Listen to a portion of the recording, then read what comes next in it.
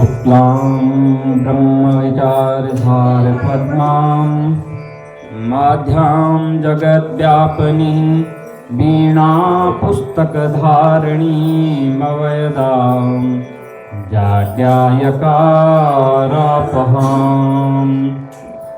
हस्ते स्फटिकमालिकां विदधतीं पद्मासने संस्थितां वन्दे तां परमेश्वरीं भगवतीं बुद्धिं प्रदां शारदाम्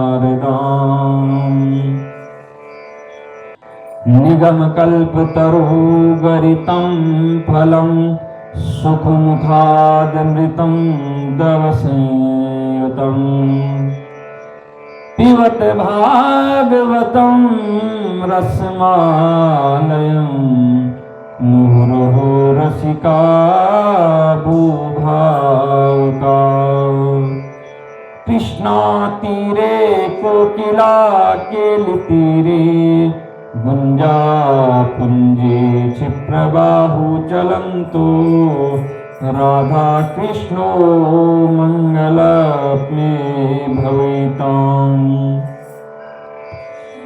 असति कुसुमोपमेय कान्तिं यमुना कूलकदम्बमध्यवर्ती नवगोपवधूदकूलशाली वनमाली वितनोतु मङ्गलानि कस्तूरी तिलकं ललाटपटले वक्षस्थले कौस्तुभं नासग्रीवरमौक्तिकं करतले वेणुकरी कङ्गणम् सर्वाङ्गी हरिचन्दनं सुललितं कण्ठे च मुक्तावली गोपस्त्रीवरवेष्टितो विजयति गोपालचूडामणि कण्ठे यस्य विराजति हि गरलं गङ्गाजले मस्तके वामाङ्गे गिरिराजराजतनया जाया भवानी स्थिति नन्दी स्कन्दगणनाथ रुद्रसहिता श्रीकेदारनाथ प्रभु केदाराञ्चल संस्थितो हि सततं कुर्यात् सदा मङ्गलम् खर्वस्थूलं तनुं गजेन्द्रवदनं लम्बोदरं सुन्दरं प्रसन्नानन्दीपं मधुपं गण्डोलगण्डस्थलं दन्ताघातविधारितारिरुधिरे सिन्दूरशोभाकरम् वन्दे शैलसुतासुतं गणपतिं सिद्धिं प्रदां सर्वशक्ति महामाया दिव्यज्ञानस्वरूपिणी नवदुर्गे जगन्माता प्रणमामि मुहुर्मुहुः। ओम श्री राधा कृष्ण बांके बिहारी लाल की जय। सत्यनारायण भगवान की जय। लक्ष्मी नारायण भगवान की जय। शालिग्राम जी महाराज की जय। बाल गोविंद भगवान की जय। गंगा मैया की जय। तुलसी माता की जय। भवानी शंकर कैलाशपति महादेव की जय। भगवती जगदम्बा मैया की जय। सरस्वती माता की जय।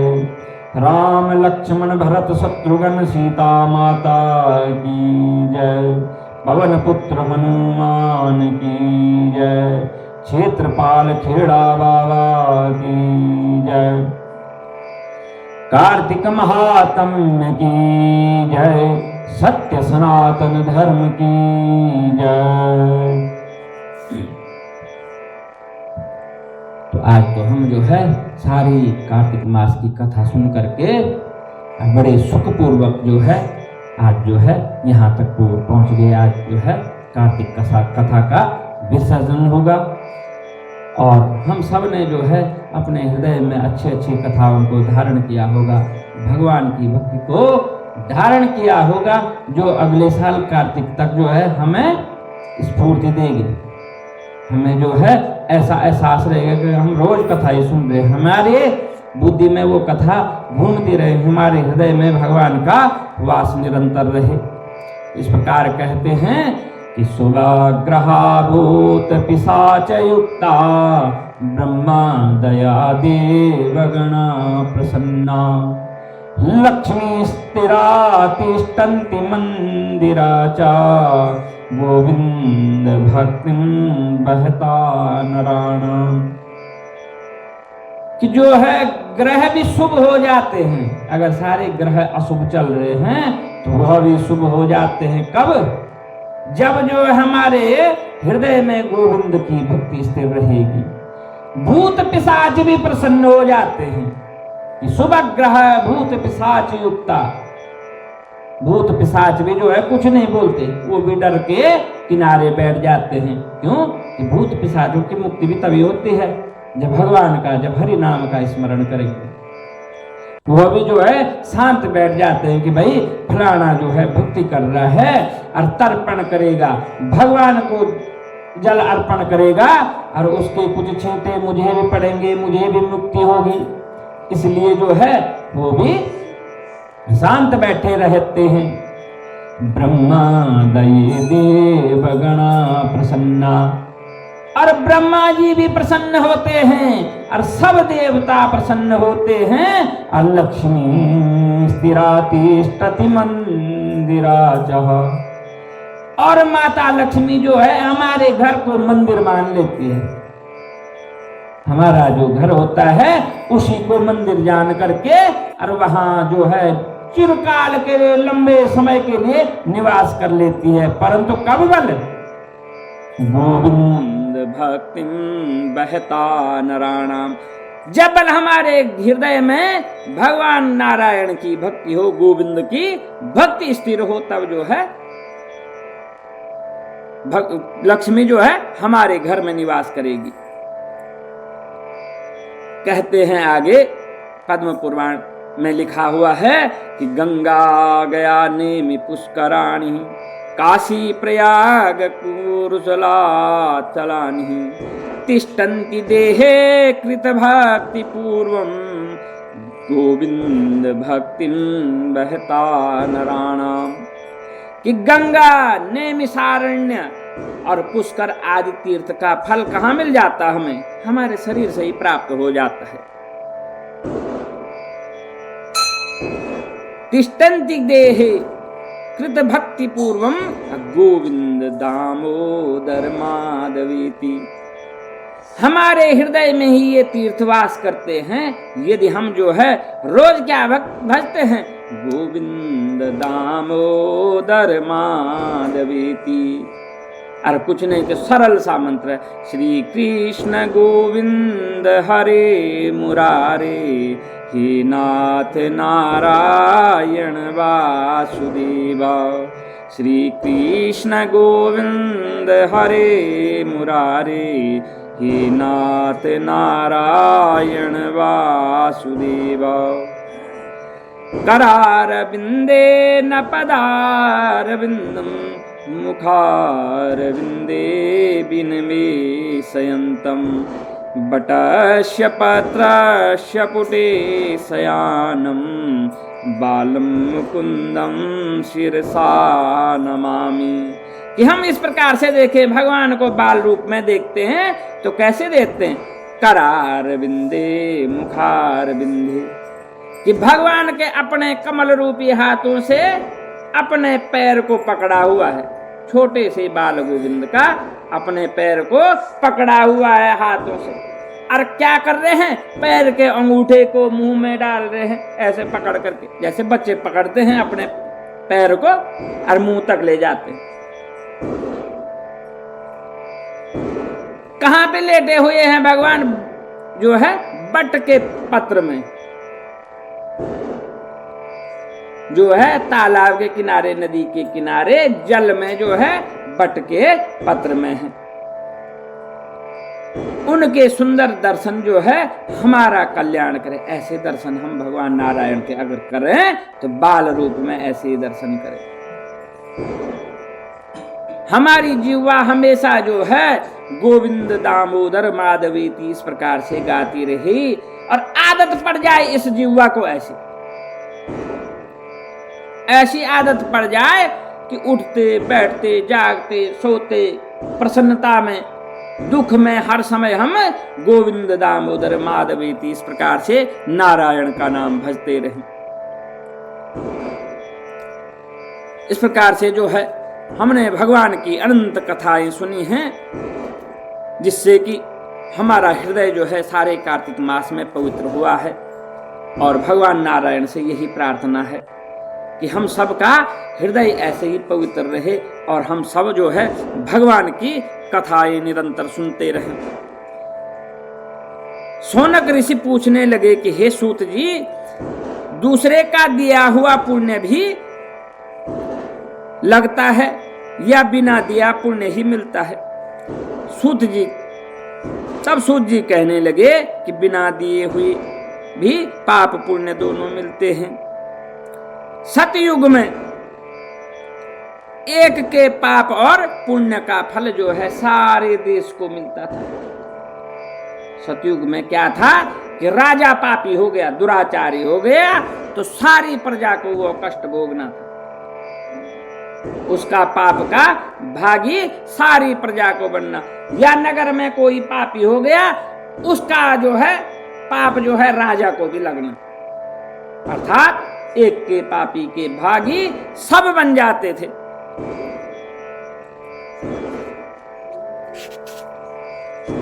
और त्रेता में जो है एक गांव को ऐसा पाप का फल मिलता था। अगर गांव में कोई पापी दुराचारी दुष्ट है, उसके पापों का फल सारे गांव को मिलता था। और त्रेता में जो है एक कुल को मिलता था अथवा कुणवा। त्रेता में वह फल जो है सारे कुणवे को मिलता था, एक के पाप का फल, चाहे वो परिवार का मुखिया हो, चाहे वह परिवार का कोई सदस्य ही क्यों ना हो। परंतु कलयुग में केवल यह पाप का फल जो है पाप करने वाले को ही मिलता है। कलयुग है, कलयुग जो है बड़ा घोर है, बड़ा पाप युग है, परंतु यहाँ भजन करने का फल तुरंत मिलता है। तो आजकल दो प्रकार से होते हैं भजन, एक तो हृदय से भजन होता है, एक दिखावे का भजन होता है। तो वो भगवान तो सारा देख रहा है, चाहे हम जो है कमरा अंधेरा कर लें और वहां बैठ जाए, वो तो तब भी देखता है। आप जो है कोई मोटी दीवारें बनाओ तो चीन की दीवार के अंदर रहो, वो तो वहां भी देखेगा। क्यों कि भगवान तो सर्वत्र व्याप्त है, वह जो है सब जगह देखता है। इसलिए जो है हमें पुण्य करना चाहिए, ऐसा नहीं सोचना चाहिए कि हाँ कौन देख रहा है। वह प्रभु जो है कण कण में व्याप्त हैं और सब जगह देखते हैं।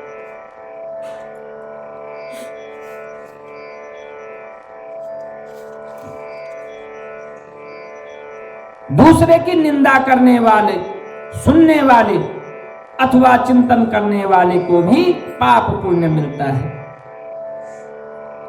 और जो दूसरे की निंदा करता है और सुनता है, दोनों ही पाप और पुण्य के भागी होते हैं। अगर हम अच्छी बातें सुन रहे हैं, कथा सुन रहे हैं, हम भगवान का नाम स्मरण कर रहे हैं, मैं यहां से पढ़ रहा हूं और आप सुन रहे हैं, तो सुन तो मेरे कान भी रहे हैं, मेरी जुबान बोल रही है, आपके कान सुन रहे हैं, तो दोनों बराबर के भागी हो गए हैं। यदि मैं गलत बोलूंगा, आप भी गलत सुनेंगे, तो दोनों ही उस पाप के भागी भी होंगे। पाप पुण्य पाप या पुण्य का उपदेश देने वाले को छठा अंश प्राप्त होता है। प्रजा का छठा अंश राजा को मिलता है। शिष्य से गुरु, पिता से पुत्र, स्त्री से पति भी छठा अंश पाते हैं। स्त्री पति का आधा पुण्य पाती है। इस प्रकार बिना दिए भी पाप तथा पुण्य एक दूसरे को मिलते हैं। तो ऐसा भी नहीं सोचना चाहिए, कहते हैं ना कि पति का आधा भाग पत्नी को मिलता है। कहते हैं कि अगर वो पाप करेगा तब नहीं मिलेगा, ऐसा नहीं है। स्त्री जो है घर में गृह लक्ष्मी होती है।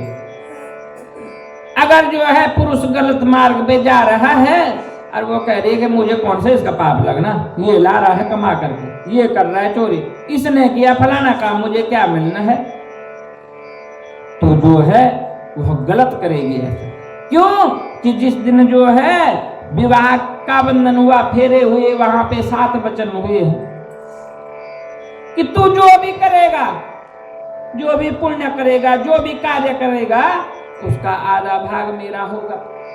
तू कहीं यज्ञ में बैठेगा और तू यज्ञ की आहुति देगा, भगवान को प्रसन्न करेगा, तो उसका आधा पुण्य मुझे मिलेगा।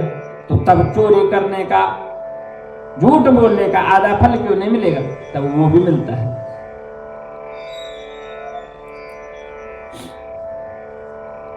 इसके अनुसार एक अत्यंत पुण्य देने वाला इतिहास सुनो। पूर्व काल में उज्जैनी नगरी में एक ब्रह्म कर्म से भ्रष्ट पापी दुष्ट बुद्धि रस कमल तथा खाल बेचने वाला, झूठ बोलने वाला, जुआरी, मदिरा पीने वाला, वैश्यागामी घनेश्वर नाम वाला एक व्यक्ति था। वह क्रय विक्रय हेतु अनेक नगरों में घूमता था। एक समय वह महिष्मती नगरी में गया और माल बेचते हुए वहां पर उसने 1 मास तक निवास किया। एक दिन उसने नर्मदा नदी के तट पर जप करने वाले ब्राह्मणों को देखा। भाग्य जब उदय होते हैं तो ऐसा होता है। अगर किसी का पुण्य उदय होना है, किसी का भाग्य उदय होना है, तो इस प्रकार की स्थिति आ जाती है कि वह नर्मदा के तट पर चले गया, वहां रहा, वो उसके पुण्य उदय हुए हैं। और क्या है वो वर्तमान में? महापापी। उसने देखा पूर्णिमा को गौ ब्राह्मण का पूजन हो रहा है तथा दीपदान हो रहे हैं। लोग जो है पूर्णिमा को जो है गौ का पूजन भी कर रहे हैं, ब्राह्मण का पूजन भी कर रहे हैं। ब्राह्मण देवता भी जो है मंत्रों का उच्चारण कर रहे हैं और सब लोग दीपदान कर रहे हैं। सायंकाल श्री शिव जी का दीपदान उत्सव हो रहा है। भगवान नर्मदेश्वर का जो है दीपदान उत्सव हो रहा है। कार्तिक पूर्णिमा को दान, हवन तथा जप करने वाला आश्रय अक्षय फल को प्राप्त होता है।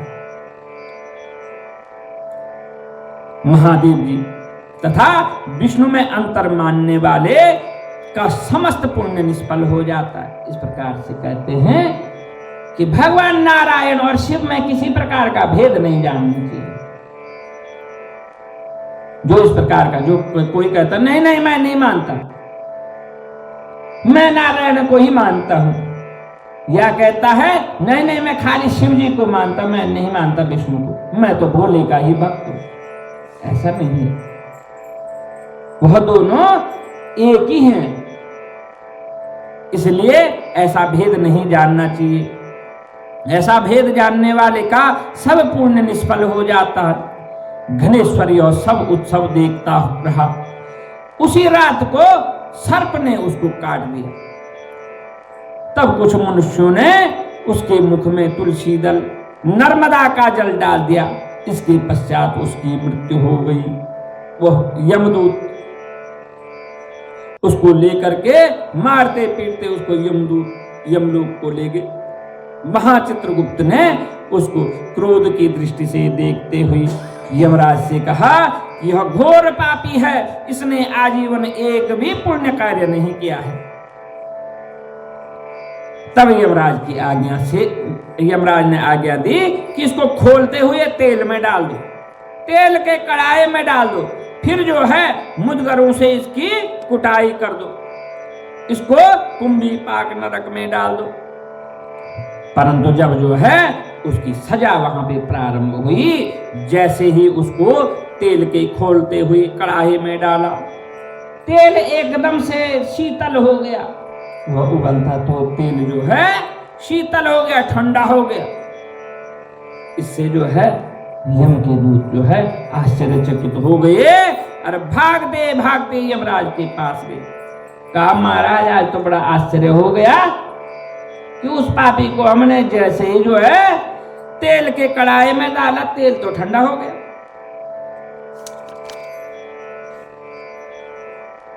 यमराज भी जो है आश्चर्य में पड़ गए। इतने में जो है नारायण का नाम जपते हुए भगवान देवर्षि नारद वहां पहुंच गए।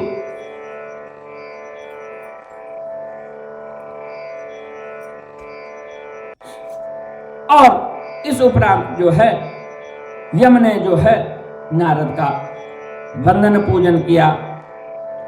तब नारद जी ने कहा कि भाई हे यम, यह जो है था तो महापापी, परंतु इसने अपने अंतकाल का समय कहां बिता दिया?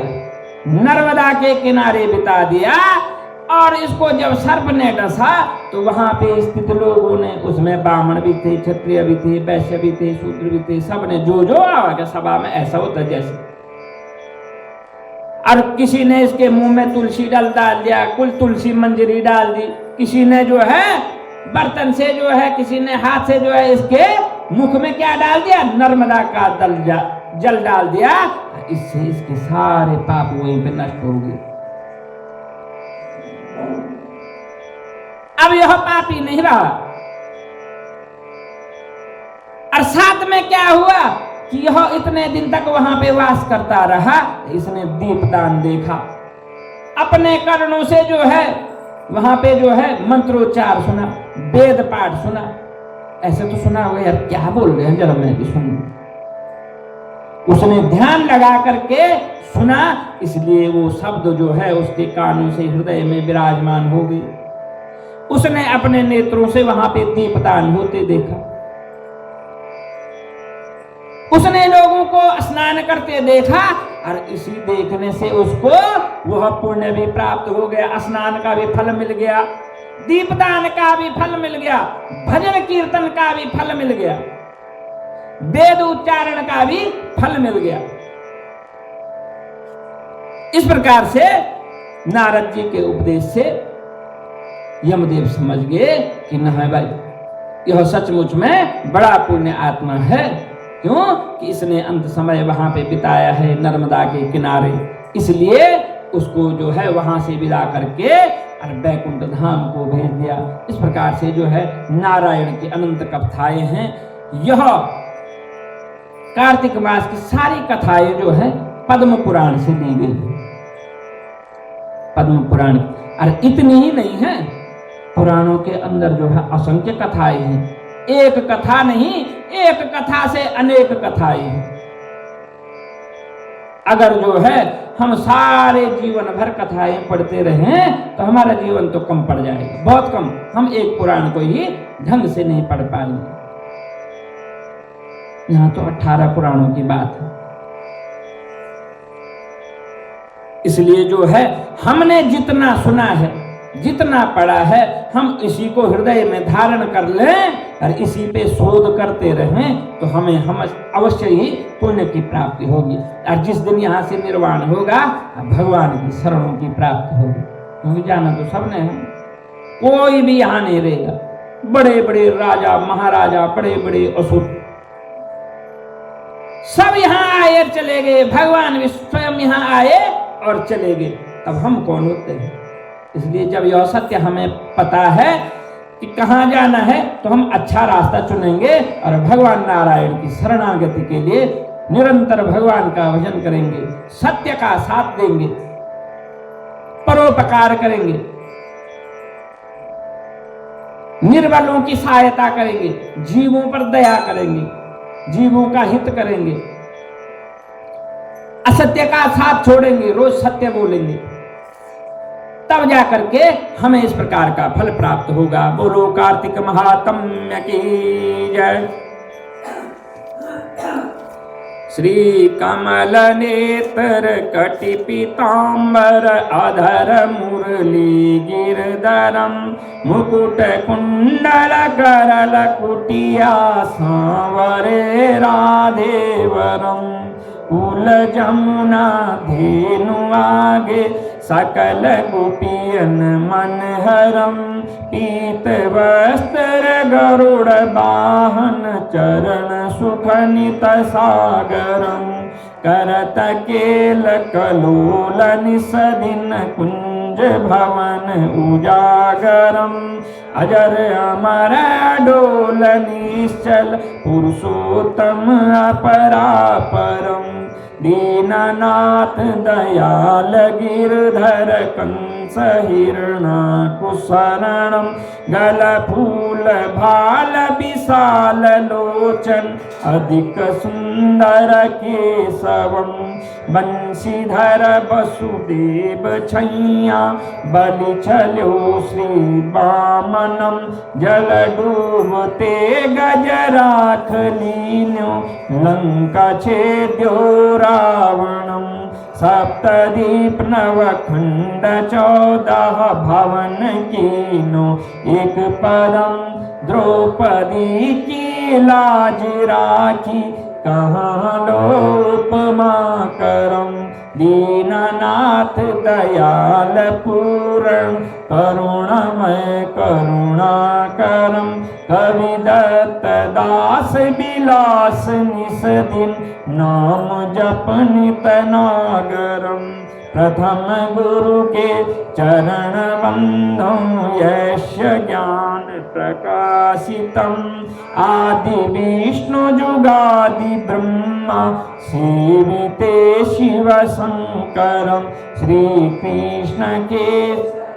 कृष्ण केशव कृष्ण यदुपति केशवम श्री राम रघुबर राम रघुबर राम रघुबर राघवम श्री राम कृष्ण गोविंद माधव वासुदेव श्री वामनम मत्स्य कच्छ वराह नरसिंह पाहि रघुपति पावनम मथुरा में केशव राय विराजे गोकुल बाल मुकुंद जी श्री वृंदावन में मदन मोहन गोपीनाथ गोविंद जी धन्य मथुरा धन्य गोकुल जहाँ सियापति अवतरे धन्य यमुना नीर निर्मल ग्वाल बाल सखावरे